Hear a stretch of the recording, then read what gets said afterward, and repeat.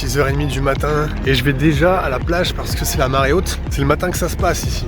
Personne n'est venu. J'ai pris 2 vagues, je me suis écorché la jambe. Ils ont fait caca partout. J'ai entendu un serpent monter sur le toit comme ça. Ah, quelle horreur! J'ai mangé des mini-fourmis, il y en avait plein! Quand j'ai vu beaucoup d'êtres vivants que je connaissais pas du tout, je me rends compte que je connais rien du tout à la mer. Putain, t'as traversé ici, bordel de merde! Oh là là, j'ai réussi, je suis fier de moi!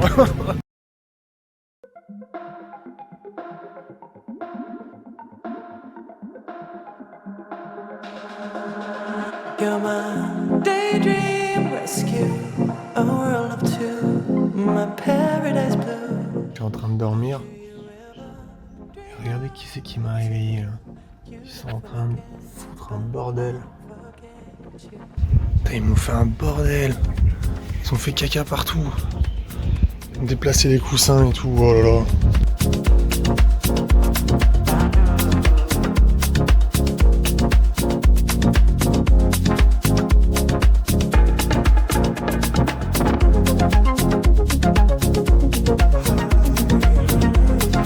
Ici, personne ne vous donne de conseils, mais en gros, j'ai très bien fait de garder toutes mes affaires à l'intérieur parce que les singes, ils volent tout ce qu'ils peuvent, tout ce qui ressemble à quelque chose d'humain, ils le volent parce qu'ils savent qu'en retour, ils vont avoir des friandises. Et j'ai même vu un des employés de l'hôtel courir après un singe pour récupérer, je sais pas, une bonbonne ou quelque chose avec quoi il travaille. C'est ma 3e nuit dans la villa et je sais pas ce qui m'arrive, mais il y a un moustique qui m'empêche de dormir. Et aussi j'ai mal à la gorge, donc du coup j'ai arrêté la clim, même si je la mets sur 27 degrés, donc normalement c'est pas très froid. Et en l'arrêtant, du coup j'ai commencé à entendre tous les bruits qu'il y a autour en fait. Et d'un coup j'entends un bruit comme une branche d'un arbre qui monte comme ça sur le toit. Et en fait, je me suis dit c'est bizarre parce qu'il n'y a pas de vent.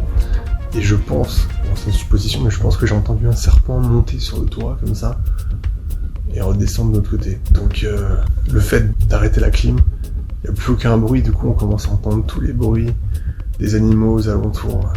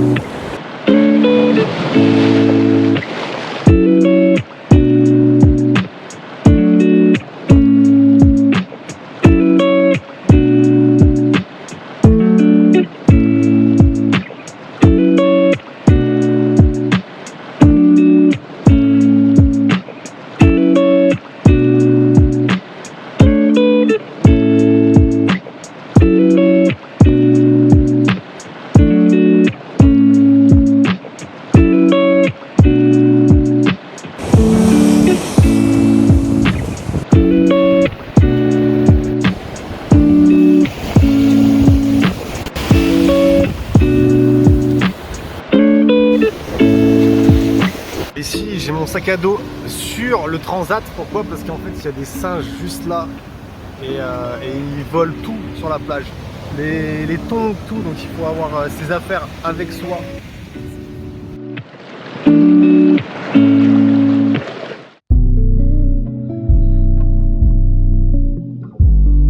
Bon, je suis allé à l'hôpital pour mon bras et j'ai une espèce d'attelle au final. C'est mieux que le bandage. J'ai une micro fracture, mais j'ai quand même fait pour être sûr que j'allais pas avoir de séquelles, parce que tout le monde me disait ouais mais ça saigne, t'auras peut-être des séquelles, tu pourras plus bouger. Alors bon, je me suis dit ok, vas-y, va à l'hôpital. Et là je suis dans un endroit, il y a eu des checks de sécurité à l'entrée de la ville et ici c'est magnifique. Mais regardez-moi cette route derrière moi, incroyable. J'ai l'impression que tout le monde ne peut pas venir ici. J'ai l'impression qu'on est dans un petit no man's land de riches. Et l'hôpital, c'était cher, mais super bon hôpital, donc il y a moyen d'avoir des médications très faciles et d'avoir accès à un service de qualité européenne, quoi. Donc franchement, je suis content. Même si ça m'a coûté 200 balles, radio, consultation, bon là, c'est les prix, c'est les prix suisses, j'ai envie de dire. Ah ouais, je comprends où je suis en fait. Je suis dans le Bali touristique, mais ultra touristique, quoi. Je suis à Nusa Dua en fait. Et c'était pas du tout prévu que je vienne ici.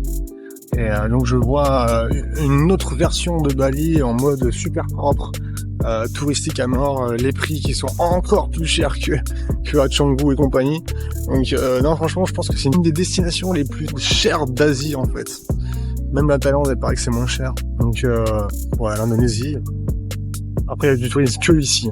En gros, si vous allez à Ubud, vous allez avoir tous les touristes, des jeunes, des vieux, des Chinois et compagnie. À Canggu, vous allez avoir tous les jeunes blancs. À Uluwatu, pareil, que les surfeurs, des jeunes et compagnie. Et ici, à Nusa Dua, bah, c'est les vieux en fait. Alors je dis blanc, ça peut choquer certains, mais en même temps, c'est comme ça. Ici, il y a des Européens, des Américains, des Australiens et des Russes. Donc on est tous blancs, mais en même temps, on vient pas forcément du même endroit. Et c'est vrai que j'aime bien faire la distinction parce qu'il y a quand même une grosse différence, mine de rien, entre les Australiens, les Européens et les Russes. On voyage complètement différemment et on fait différentes choses ici. Donc les Australiens principalement ils font la fête, les Européens ils font des activités, ou alors ils bossent ici, nomades et compagnie, les Américains aussi. Et les Russes en fait ils s'installent carrément ici parce qu'ils fuient la guerre. Donc on voit différents types d'activités en fait, vraiment. Et donc oui, en fonction des régions du monde dans lesquelles vous venez, vous avez un différent mindset, une différente culture. Et c'est vrai que voilà. Nous, les blancs, entre guillemets, on s'installe un peu plus que les autres. Quand vous allez rencontrer des Chinois, des Indiens et compagnie, ils font que du tourisme. Il y a que, en fait, les gens qui viennent des pays occidentaux, qui sont en mode nomade, etc. Donc du coup, moi, c'est vrai que on fait tous un peu cette différence-là maintenant, parce que je fais des potes russes, mais au final, on n'a pas les mêmes centres d'intérêt. Et c'est la même chose avec les Australiens. Même si oui, il y aura toujours des exceptions, mais on voit quand même, voilà, la majorité des gens qui font certaines activités.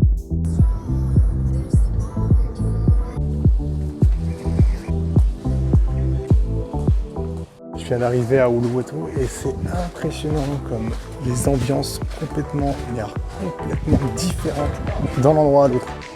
Là j'ai fait 20 minutes de voiture et je suis arrivé dans un endroit, on dirait un tout petit village sur le bord des falaises avec une super ambiance surf et tout. La marge d'approche n'est pas évidente, il faut descendre des escaliers, mais franchement c'est vraiment un truc à faire. L'ambiance elle est vraiment folle ici, c'est complètement différent. C'est une ambiance que j'ai jamais vue nulle part ailleurs. En mode surf, falaise, petit village, avec des petits bars, avec une vue et tout, c'est vraiment génial.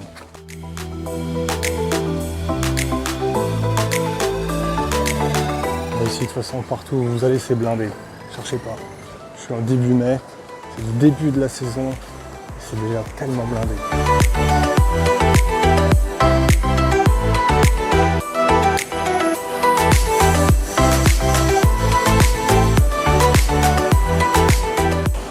L'endroit en soi, il n'est pas forcément exceptionnel.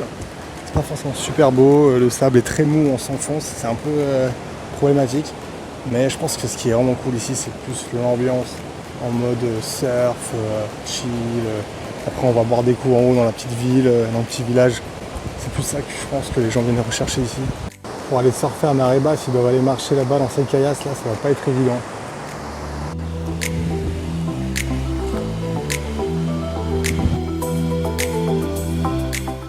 Bon, il y avait un obstacle à passer dans ces rochers au bord de la plage et il n'y a personne qui le passait, je l'ai passé.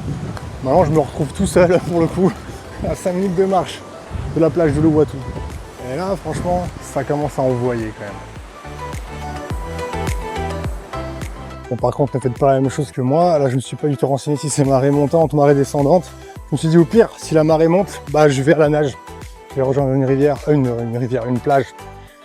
Mais ce qui m'embête un peu plus, c'est que j'ai quasiment plus de batterie sur mon téléphone. Et là, je suis vraiment seul. Mais bon, de toute façon, il y a tellement de monde partout ici. Le temps que je rejoigne une autre plage, d'ici 15 minutes de marche, ça ira. Oh, je vais devoir passer là pour arriver sur la plage. Je sais pas si ça passe. Voilà, je crois que je vais arriver à la plage. Yes. Trop cool. Donc voilà, je fais la traversée. Je me retrouve de nouveau dans un endroit pour essayer. Après 30 minutes de marche, quand j'ai vu beaucoup d'êtres vivants que je connaissais pas du tout, je me rends compte que je connais rien du tout à la mer. Entre les oursins, les étoiles de mer, les crabes, les trucs qui courent dans tous les sens. Là je me suis dit, oh là, je sais pas qu'est-ce qui est dangereux et qu'est-ce qui n'est pas dangereux. Contrairement à la montagne.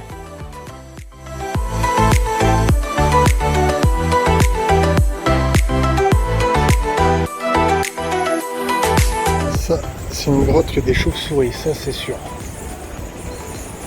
J'aurais vu de tout, des crabes petits, des moyens, des vers, des trucs qui rampent, des toiles de mer, des éponges, des espèces de moules, des coquillages, des ours, tout.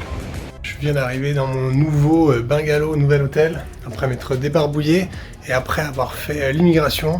Malheureusement, je vais devoir rester 2 jours ici de nuit parce qu'il faut retourner dans 2 jours à l'immigration, le temps qu'ils fassent tous les papiers. Pour extend mon visa de 1 semaine, et du coup cet endroit est trop beau. C'est compliqué de venir ici, 1 heure de voiture depuis le centre de l'île, mais franchement c'est super beau.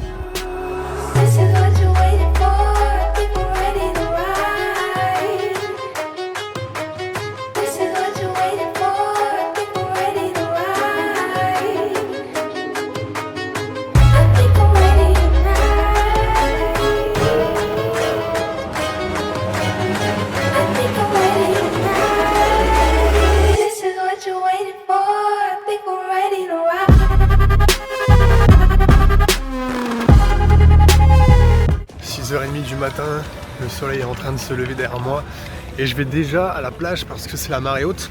Il y aura sûrement un peu plus de hauteur de vagues et je vais pouvoir plus m'éclater. Regardez-moi ça, waouh, 6h30 du mat et il fait déjà chaud. C'est le matin que ça se passe ici. C'est parti, je suis trop excité. Ça fait partie des meilleurs spots au monde, Uluwatu, pour le surf. Frérot, c'est des vagues énormes. Putain, mais c'est vraiment pas pour les débutants ici, hein. Oh là là, je suis arrivé sur la plage, la taille des vagues, et oh. Ouais, là c'est du 4 mètres facile et ça tombe en rouleau, quoi. Par contre, il n'y a personne pour louer les planches, putain. Ils dorment tous. Personne n'est venu.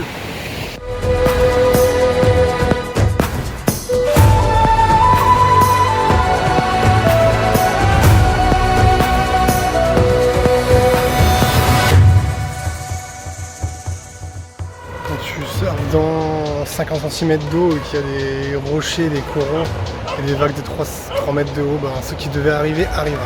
Voilà. J'ai pris 2 vagues, je me suis écorché la jambe. Ils m'ont donné du citron vert pour désinfecter. Oh putain, comment ça déchire sur le coup. Après ça va, ça passe vite. Et sur le coup, j'ai pas fait signe que ça faisait mal parce que quand même, je voulais faire honneur aux hommes blancs quand même. Hein. Il m'est arrivé un truc de ouf ce matin, oh là là. Ici en fait tous les jours il faut bien faire attention là où vous mettez les pieds parce qu'il y a des bêtes mortes ou vivantes un peu partout malgré que ça soit un bungalow de luxe.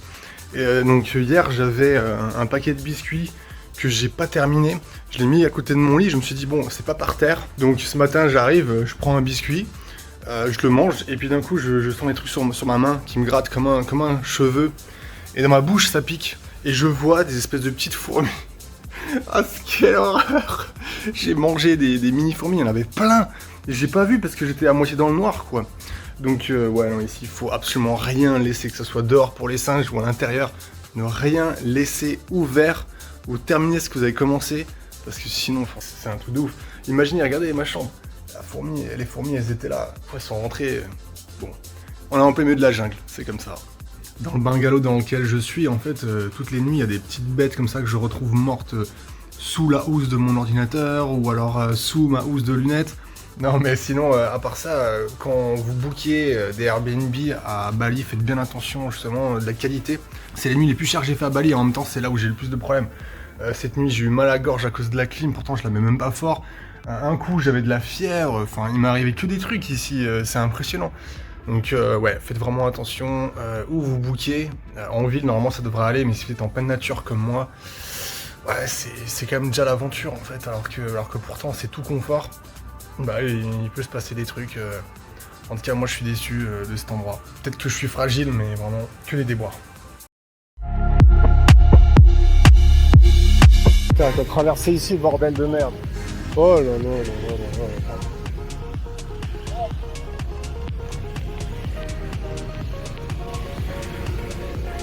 Oh putain, j'ai réussi. Oh là là, j'ai réussi, je suis fier de moi. En fait, c'est pas ma caméra qui est floue, hein. C'est la pollution en fait. Il y a un nuage de pollution. de fumée. Regardez ça. Oh là là, c'est irrespirable. Voilà le Bali en fait. C'est ça Bali en fait. Dès qu'on sort des endroits magnifiques. Faut le savoir quand même, parce que ça fait beaucoup partie de la journée. Une journée typique de trafic. Voilà, on est le lendemain de ma prise de décision de ne pas faire l'expédition. Je suis tombé malade, là j'ai le nez bouché. En plus de ça, j'ai eu un peu de fièvre. Pour l'expédition, en plus j'ai le bras qui me fait mal, etc. Donc là je me retrouve dans un petit hôtel. Du coup, pour le reste du séjour, eh bien je prévois donc de rentrer comme prévu, donc dans 3 semaines. Mais à la place de faire l'expédition, je vais continuer à explorer Bali et Lombok, qui est l'île qui se trouve à l'est de Bali.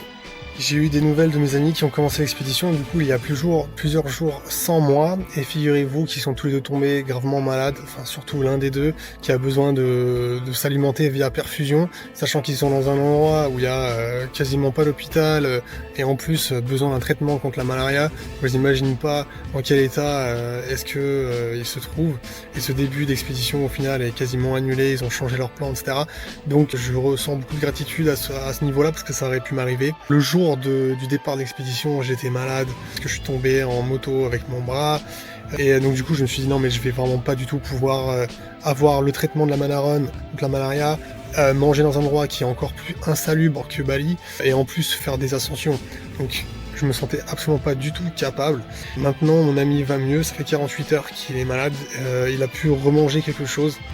Et il va prendre le premier avion pour revenir dans un endroit un peu plus civilisé, Manado, dans lequel il va aller dans un hôtel, parce qu'il a dit les conditions dans lesquelles il est là maintenant, c'est vraiment extrêmement dur. Début d'expédition très chaotique, et donc du coup je disais que la bonne nouvelle c'est que je vais éventuellement pouvoir les rejoindre pour la fin de l'expédition. Et entre temps, je vais mieux, je suis plus malade, mon bras aussi, je commence à aller mieux, et je commence enfin à m'acclimater à ce climat chaud et humide, donc je reprends du poil de la bête, et je pense que je vais les rejoindre pour cette fin d'expédition. Mes prochaines aventures, je vous emmène non pas sur les plages de Bali pour faire du surf ou des activités touristiques, mais nous ferons des rencontres humaines et animales, et tout cela dans un seul but, vivre une éruption au Karangattan. Allez, abonnez-vous vite pour voir mes prochaines vidéos et activez la cloche. À bientôt.